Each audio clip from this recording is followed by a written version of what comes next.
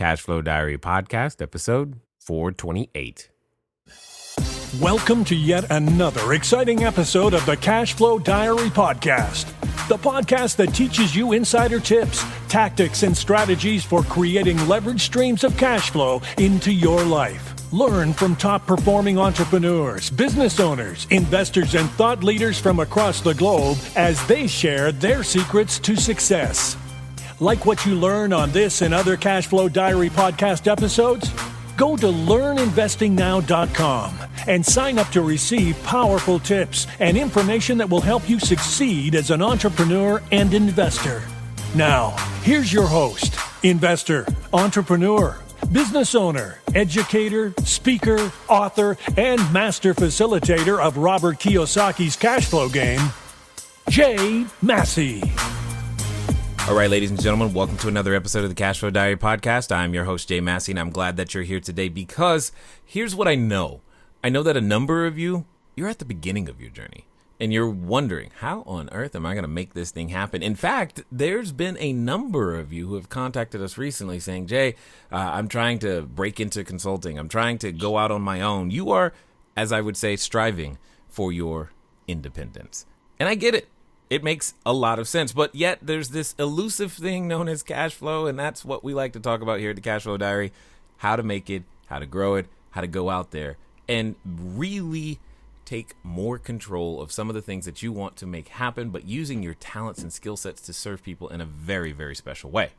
Well, I have with me today a guest who's literally written the book on how to help you do that. What do I mean by that?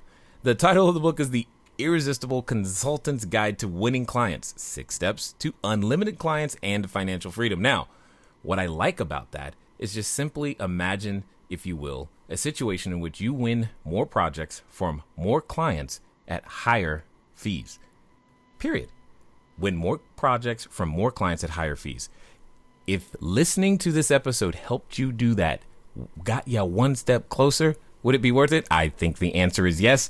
And so does our guest today, Mr. David A. Fields. He's a managing director of Ascendant Consulting, a group of elite independent business consultants whose clients span the Fortune 500. That's code for they've done work with a lot of the brands and people that you and I absolutely recognize, but more importantly, they've had success with them too. He's been named one of Advertising Age's magazine's marketing top 100. Now, think about that for a second. If anyone named you to anything, was it a good thing? The answer is yes, but more importantly, the top 100 means it's time to break out that pad, that paper, that iPad, that note, whatever it is that you use to make sure that you mark the golden nuggets that are about to drop. So do me a favor and help me welcome David A. Fields. David, you there? Yes, thank you. You know, I could just listen to you all day. I'm happy to just listen to you, not the introduction, just listen to you speak. Thank you. I appreciate that. We have heard that more than once, but we can't do that. We're here to pick your brain today. We must understand everything that's in your head as much as we possibly can. Now, with this being your first time here, though, I do have to ask you the same question I tend to ask everybody else. You ready? You bet. All right. I tend to look at today's entrepreneurs a lot like yesterday's superheroes. So, Wonder Woman, Batman, The Flash, what have you. I think entrepreneurs and superheroes have a ton of things in common. Occasionally, as an entrepreneur, we can envision ourselves, flying around the city, saving our customers one at a time, using our special skills and abilities. And for some of us, maybe we even dress up for the part. Also, like superheroes, an entrepreneur has a beginning. So if you think about Peter Parker and Spider-Man, there was a time where Peter Parker was just a, kid going to school. And then he had a job taking some photos. Then one day he gets bit by a spider, realizes he's got a special ability, and he gets the option to use it for good or evil. However, an entrepreneur is kind of just like that. So here's what we want to know.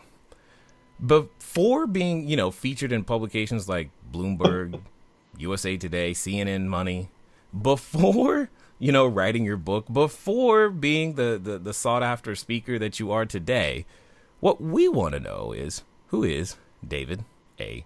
Fields? All right, got it. Well, I'm not a superhero. I can tell you that much. Disagree, but okay, let's go for it. Well, let me put it this way. You see, what I think, you talk about Peter Parker. So Peter Parker got bit by a spider, and all of a sudden he had superpowers.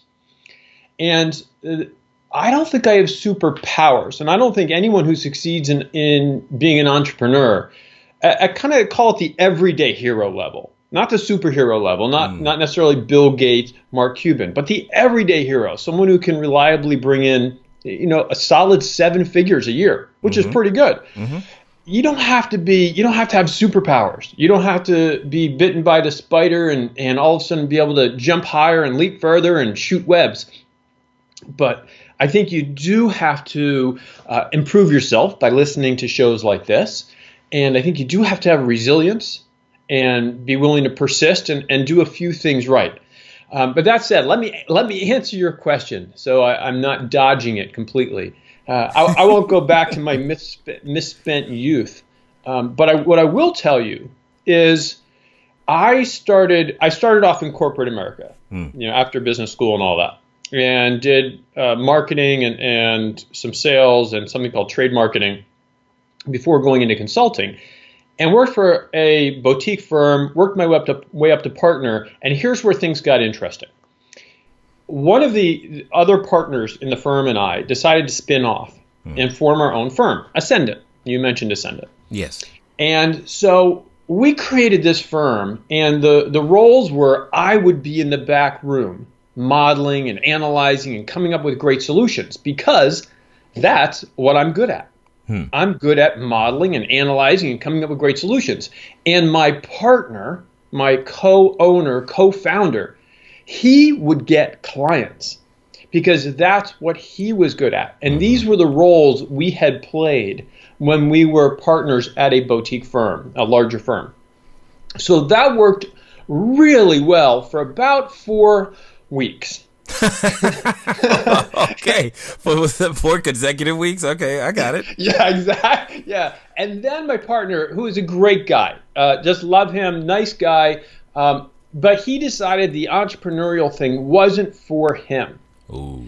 And he had the wherewithal. His wife was a senior executive at a very, very large company, and he, decided I'll stay at home with my kids.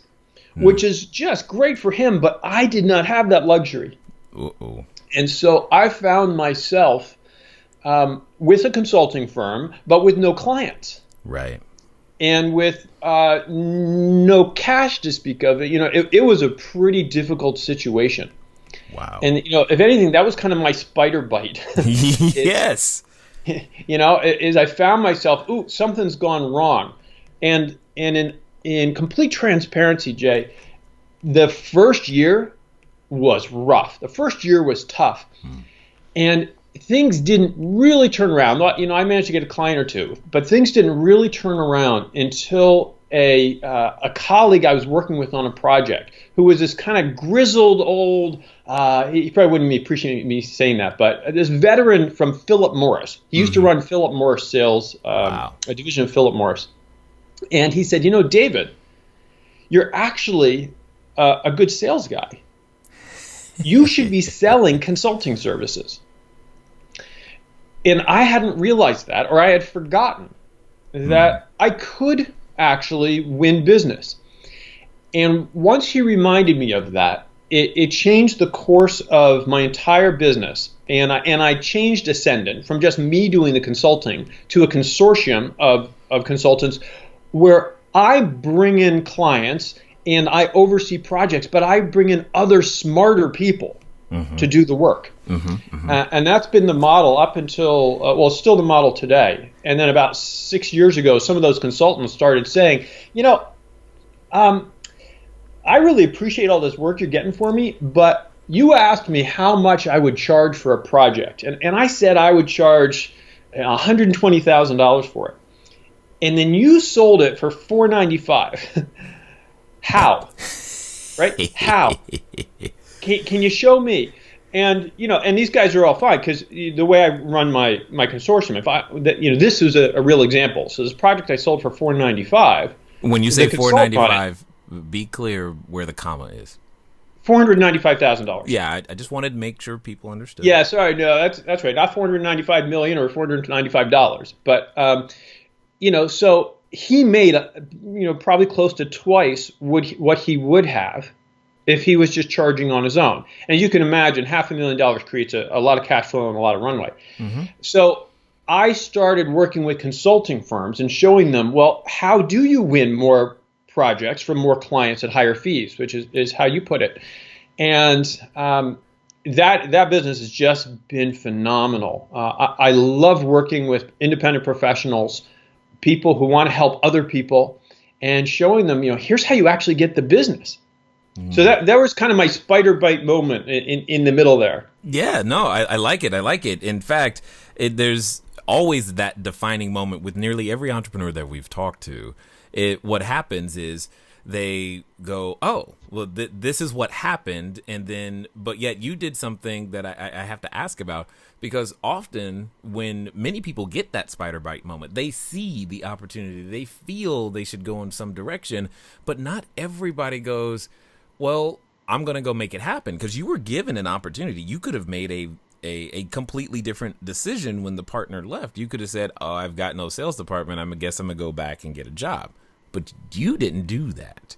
And no. and secondly, when you got the opportunity to, when you realize that, hey, I can provide more value if I also start showing other, independent professionals how to go out there and win more business. Here's another thing that I can do.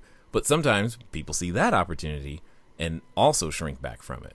What makes you different such that you made those different decisions?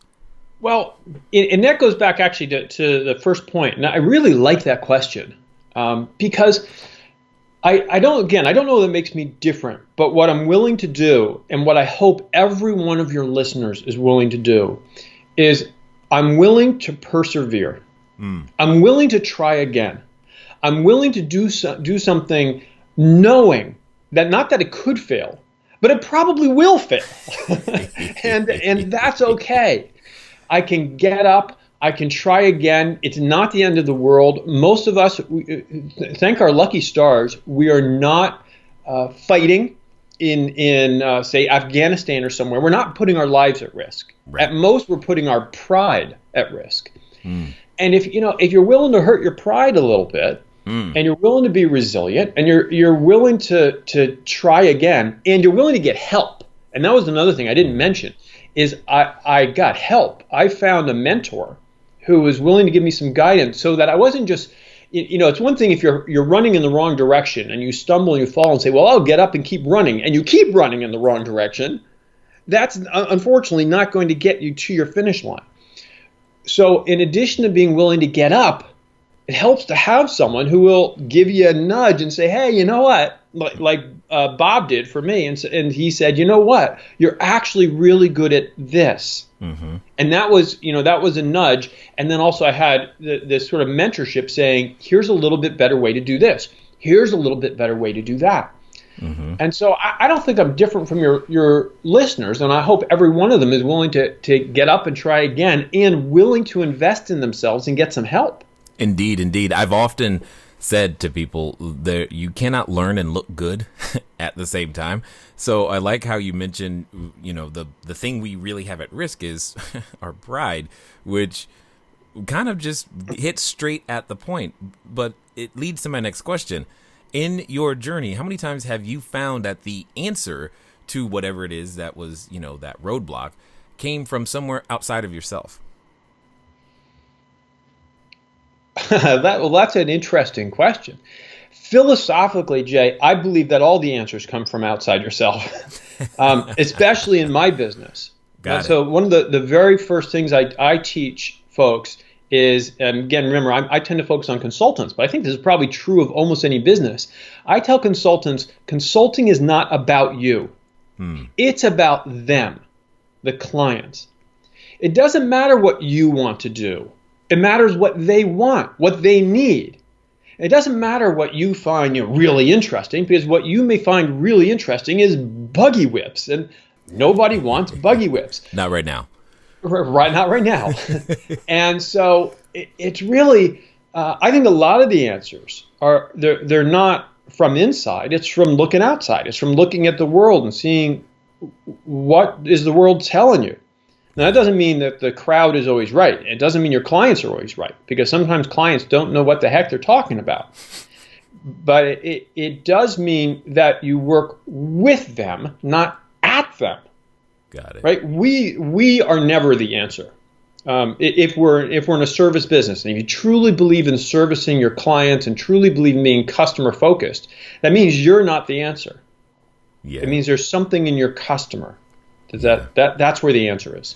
So let me ask you this, because, and maybe it's just my skewed perspective, I don't really know, but over the past few years, it seems to me that I'll take the U.S. as a whole is moving towards more independent professionals doing their own thing in various forms. Is that something that you've noticed? Oh, absolutely. Absolutely. Good. There's for a whole host of reasons. I think that in the younger generations, there's more of an enjoyment and a belief of being independent, of doing things yourself. I mean, there are so many role models for kids now of entrepreneurs who are 15 years old, 18, 20, 25, 30 years old, who have written an app or come up with a great idea and done well. So that encourages the youngsters to not just work for the man, as we used to say, right? Not just work for the big company. Right. And then on the flip side, you have the baby boomers who are at an age where they're starting to leave corporations, but they still have a lot of good years. Even old folks like me have a lot of years left to add value. And so where do they go? They go out on their own. And then, of course, in the middle there, you had a bit of a few years ago, you had this recession and a jobless recovery. And so all of those sort of combine. There's this confluence that's saying, I think across the demographic spectrum, there are a ton of people who are working independently and finding ways to contribute and create value more than ever before. Yes, absolutely agreed. Now, one of the interesting things I think about this is it's a lot of, as you were mentioning, there's still something where you can add value. You have valuable wisdom, valuable insight, valuable skill sets, but it seems to me that some of the basic skill sets to even put what you can do to work are missing. Why is it that so many consultants have challenges getting new clients? Well, a lot of it is because they're looking in the mirror too much. And going back to what we were talking about just a moment ago, your client is not in the mirror. Your client is through the window or something like that. Got it. And a lot of consultants, they struggle. That's a big question. But the biggest issues is they tend to pay too much attention to themselves and what they want and what they want to do. Okay, and, hold on. Give me an example. What do you mean when you say that? Because I'm not understanding what you mean how would I be paying too much attention to myself if I'm in a service business trying to serve other people? I'm confused by that thought. Sure, I'll give you. That's actually a really easy example. I will bet you dollars to donuts that there are listeners out there right now, whether they're in consulting or they're in some other independent field. If you ask them what they do, it would take them probably 5 minutes to describe, because they do a lot of things and they want to do a lot of things. I talked to a consultant yesterday who recently left a super well-known brand name consulting firm. So this is someone who's like a Harvard graduate, very high-end. And he said, what do you do?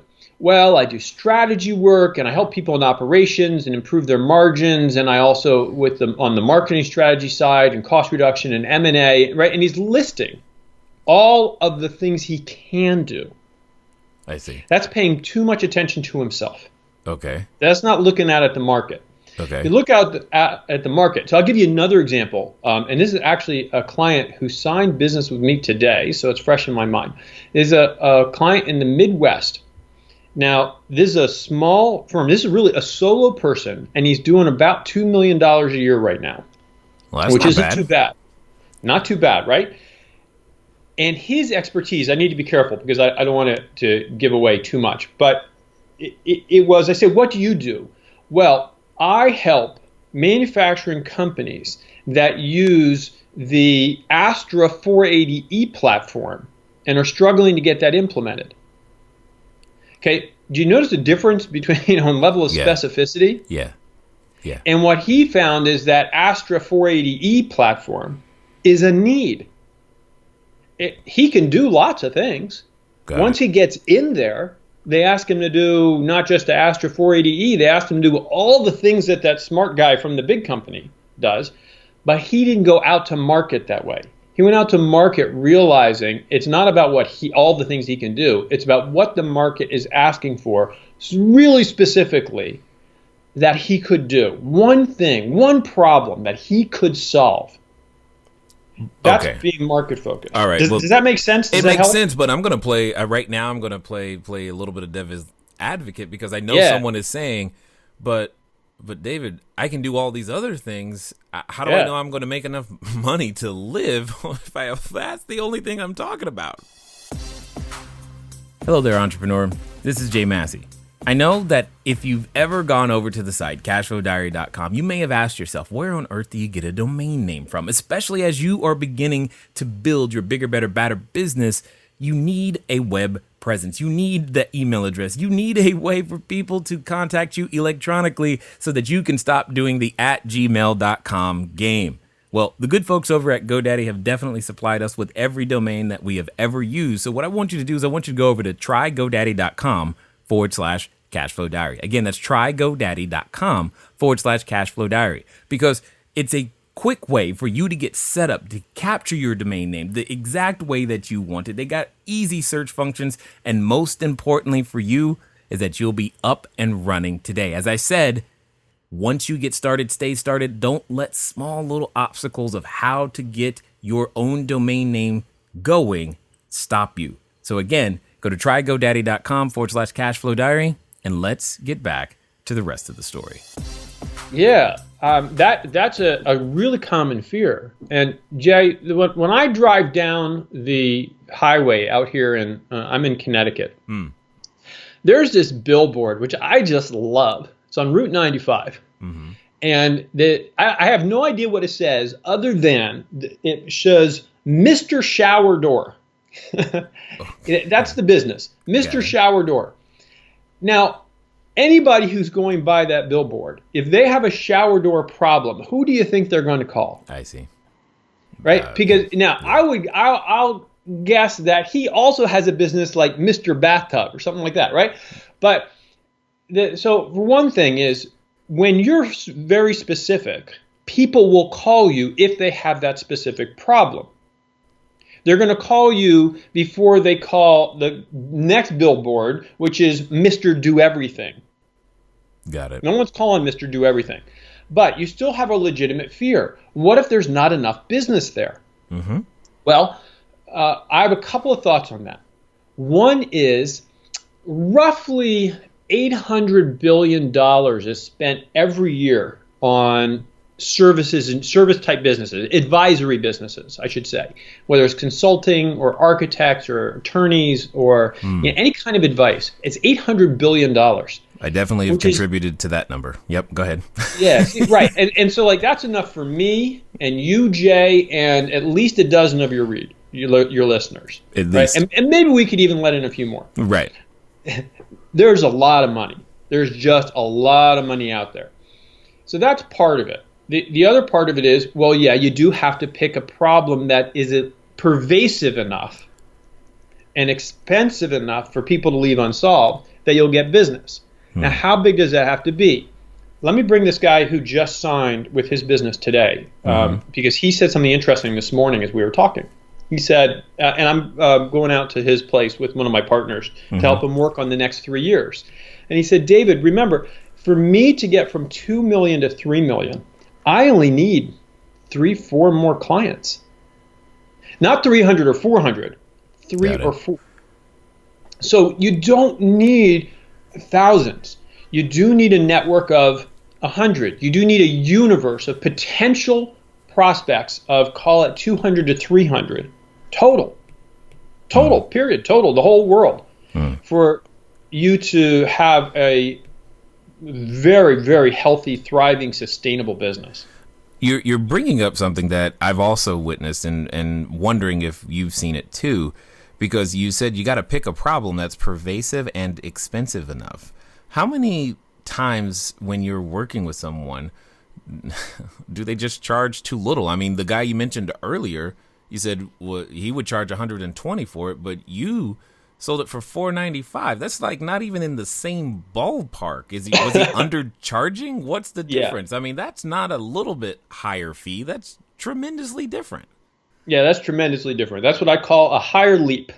And when I was a kid, my dad would say, David, when I say jump, you say, and then how high? Exactly. Thank you. And, so the question is how high? How high is that leap? And that's a much higher leap. In many, many, many cases, people are undercharging for their services. Now, that's not always the case. And here's the flip side, which is a little odd and a little ironic. In many, many cases, people are underpaying for their services. What? Yeah. So here's why. Here's the reasoning on that. And I just got a bill from someone on a project I'm doing. A consultant sent me something, and I took a look at the fee. It was a little bit higher than I was anticipating, and my reaction to that was no problem, and paid it. Because I want the people who work with me and for me to be delighted that to feel like they're being treated well and to go the extra mile. Okay. You see, the difference between charging $120,000 for that project, which was an operation-related project, and $495 was at $120,000. If we wanted to do something different, if we wanted to try something different, if we wanted to invest more, if we wanted to, whatever it would take to make the project work. And remember, the idea is the client's not spending to have us, just devote time or do tasks. The client is investing us to achieve a certain result. So if we only had $120,000, there would be this kind of barrier, this feeling like, well, I don't know if I want to try that because we're not getting paid for it. But at $495, I have the room to do anything I need to. I can do anything. I can, in order to get the client to the best possible result. And the best possible result is worth, in this case, tens or hundreds of millions of dollars to the client. So what does it matter a few $100,000? It's right. So we often underpay because we're looking at the wrong side of the equation. We're looking at what does this cost me, as opposed to what will this do for me if it works? What will it do for me if I get the best possible solution? Got it. So how does one know if they're undercharging? Because I know someone's like, if I don't ask you that, they're going to email me. That is one of the hardest questions to answer. And I get, believe me, I get asked this question every single day. And I encourage the question, even with the consulting firms I work with. They ask, am I pricing this right? And could I charge more? That is the hardest question in our business. What is the right way to charge? And so I don't have a simple answer for you, other than most consultants, not all of them, but most consultants and most independent professionals I run into could easily double and probably triple what they're charging. Wow. But again, it's a really important point here. I'm expensive. There's no question about it, and my clients know that. But the idea isn't that I'm gouging my clients, because I don't believe in that. The idea is I can create higher value, and higher value is worth a premium. Got it. Right? So then the pricing. So sorry. But then, based upon that, then what you're saying is that pricing is based upon the potential value you can create, not necessarily tying it to maybe what you need or what you're used to, or et cetera. Right. Oh, absolutely right. One of the sort of the holdovers from when the whole business of consulting started. Consulting started at the same time as all these sort of time and effort studies were happening around the Industrial Revolution. And this whole idea of, so we should charge by the hour. It grew up in that same that same time period. And as a result, there's still a lot of consulting, a lot of professional services are done that way. People charge by the day, or people charge by the hour, or by the week. And that's not always, but a lot of the time, that's not the right way to charge. It's not good for you, and it's not good for the client. Because the client isn't paying you for a day's work. The client's not paying you for an hour's work. The client is paying you for a result. Yeah, I get that. And that result has, okay, so then let me poke at it one more time, because that result has a different value depending on, company A, that the result, it could be the exact same work, right? So let's say I'm an advertising agency, right? Or I'm trying to do Facebook advertising or something.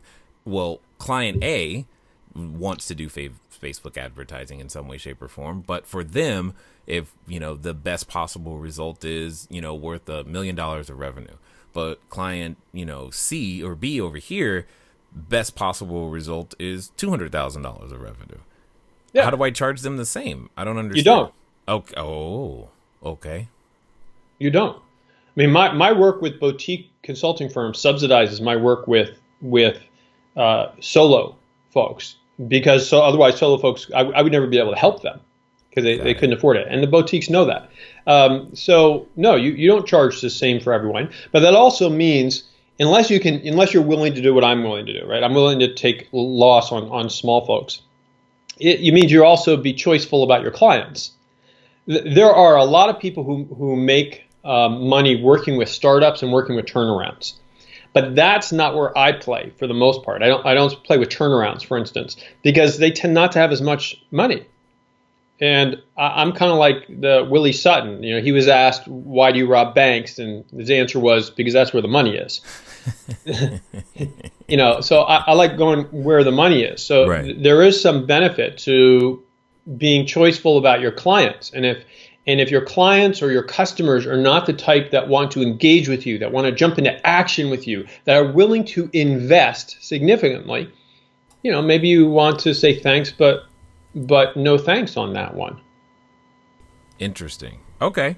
So there isn't necessarily, because in my head I was like, well, how do I make a pricing table and tell people what I charge and all this? You don't. And now, so that was kind of like my next question. How does this system work? If I'm gaining more projects, more clients, higher fees, and making this thing go, how do I do that if I haven't standardized, my list of services in some way, shape, or form? Well, you don't want to standardize your list of services. I'm just going to keep letting you talk. Go. No, that's all right. Totally you're asking the right questions. Got it. When you standardize your list of services, now who have you made your consulting offering about? You or the person you're listening to? You've made it about you. You said, these are my standard services. Got it. Now, should you have certain kind of standardized approaches and processes and things that you do? Yes. But you have that as a way of accomplishing what the client needs. You don't lead with that. And you don't let that dominate what you do.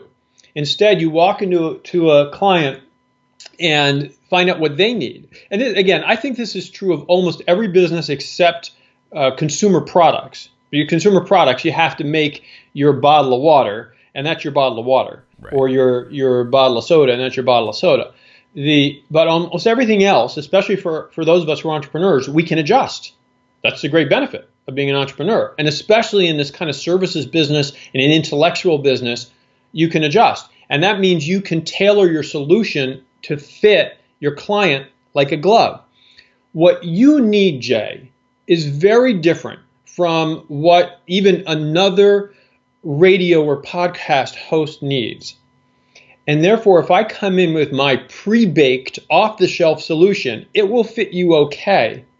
But it's not going to fit you as well as if I take the time to really understand you, really understand what you need, what will help you achieve your aspirations.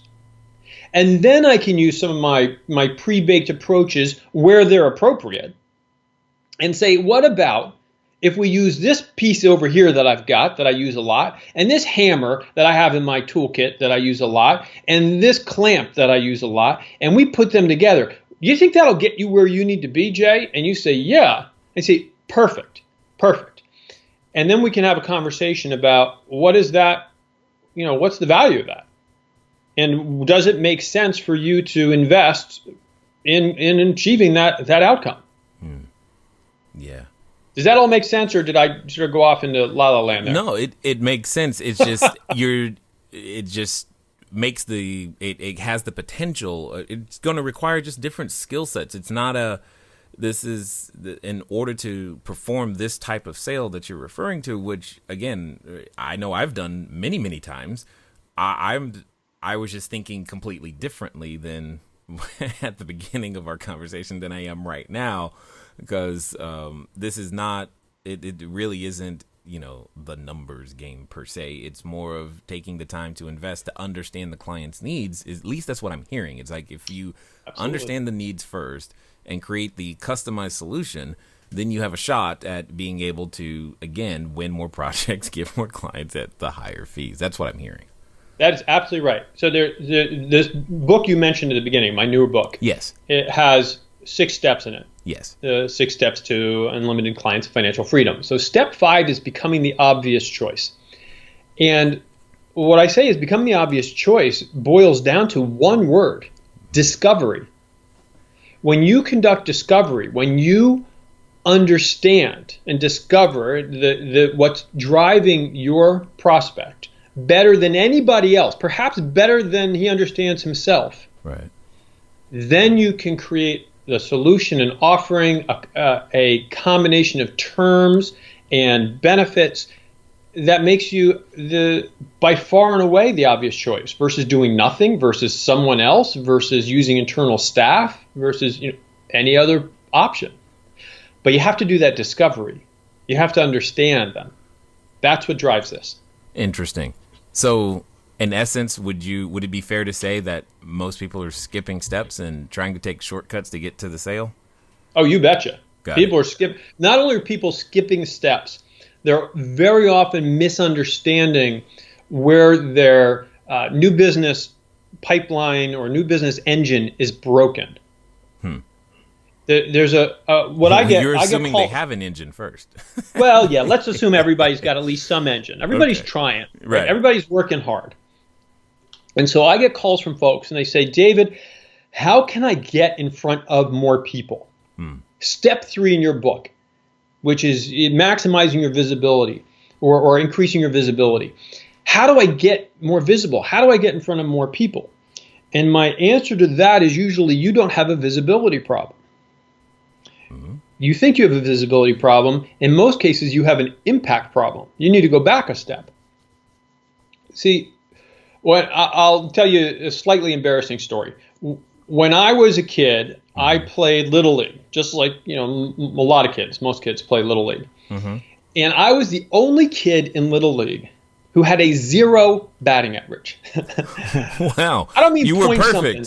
That's perfect. I mean 0. Yeah. I could not hit the ball. Wow. Now, some of it may have been I was slightly afraid of hitting the ball, but for 2 years running, I never hit a pitch. I would have had a higher batting average if I had just put the bat down on home plate, because sometimes those pitchers in Little League, they throw it short and it hits the plate. I would have done better just doing that. Oh my gosh. It didn't matter how many pitches I saw, I had no impact. I couldn't hit the ball. Wow. And for a lot of people, that's where they are. They think they need to see more pitches, but the fact is they're getting in front of people. They're just not having impact when they're in front of them. Wow. So the first thing you need to figure out is, how do you hit the ball, right? How do you have some impact? Yeah. And then once you've got that figured out, then let's get you in front of more people. Then let's build your visibility. Yeah. Okay. I see where this is going. Yeah. I get the idea of what you've developed here. I like it a ton. In fact, I'm going to take a stab and say that there's a number of people who want to hear more of what it is that you've got going. What's going to be the best way for them to find out more about what you're up to, or maybe even grab a copy of your new book? Well, the easiest way to get a copy of the book is you can either go to Amazon.com or Barnes & Noble or any of those places and look up Guide to Winning Clients. And if you look Guide to Winning Clients, you'll find the book. Or you could go to winclientsnow.com, and there's a free chapter. The one of the nice things about the book is I've got a ton of online resources that go along with it. So once you're in the book, it gives you an address. There's all sorts of online resources and exercises and templates, scripts. I mean, all sorts of stuff. And of course, I always invite people to reach out to me. Go to davidafields.com, click on the button that says I'm a consultant, and take a look around, ask me questions. I'm here to help people succeed. So if you need help succeeding, if you're a listener, you want some help, reach out. That's why I'm here. Awesome. I absolutely appreciate that. Now, what I'm going to do is I've got a final question for you, and I think it's going to be interesting to hear your response. Okay. So let's pretend that someone listening, they're standing in front of what I would call the superhero outfit store. They think, you know what? I'm going to do this thing. I'm going to become an entrepreneur. I'm going to make that happen. Or they're like, you know what? I'm ready to take my business to that next level. And as often happens when we go through those, thought processes, we think of a goal that's going to take us to a bigger, better place. And then what happens is our brain starts with this voice that tends to happen in the back of our head. And that voice often reminds us of what we can't do. Who are we? I mean, you do 6 figures. How are you going to do 7? You do 7. How are you going to do 8? I mean, you're going to leave your job. And for some people, they're even related to that voice. So my question to you is as follows. Let's pretend for a moment that the person listening is actually going to follow through and do exactly what you suggest, and they're going to do so in the next 24 to 48 hours. What would you suggest that they do? Well, the first thing they should do is listen to that voice. Don't run away from it. Don't shut it down, right? Which is probably what most people say. I don't know if you could you hear the echo in the background, Jay? That was that voice booming. Right. Because I've got that voice. Everybody does. And that voice is good as long as you manage it. You got to listen to that voice, take all those objections, take all of those concerns and write them down. And then comes the important step of saying, okay, how do I address that concern? What could I do? So that voice might say, oh my God, nobody will hire me. Right. Okay, write that down. Well, what could I do to address that or to test that? Well, one thing I could do is call around to people I know and say, hey, is there any circumstance by which you would hire me? And as long as someone says yes, okay, well, you know what? I can tell that voice, thank you for raising that. Really important issue. I've got that one covered. And there might be some that says, wow, if I don't get a client within 2 weeks, I'm going to have to declare bankruptcy. Well, to that voice, I would say, thank you for reminding me, I better get a job. Because this is not a 2-week to client kind of business. So, we all have that voice. The question is, does that voice scare you? Does that voice rule you? Or do you use it? And I vote for use the voice. Listen to it, embrace it, move past it. It's your free consulting. Yeah, exactly. I love that. Totally understood. Well, I definitely appreciate the wisdom, the insight, and the knowledge that you shared with us here. It's been truly completely different than what I expected, even better. And I'm excited for people to have heard you, and more importantly, to follow through and understand more about what you're doing. But again, thanks for taking the time to invest here with us today at the Cashflow Diary. Jay, my pleasure. Anytime. You're doing great work.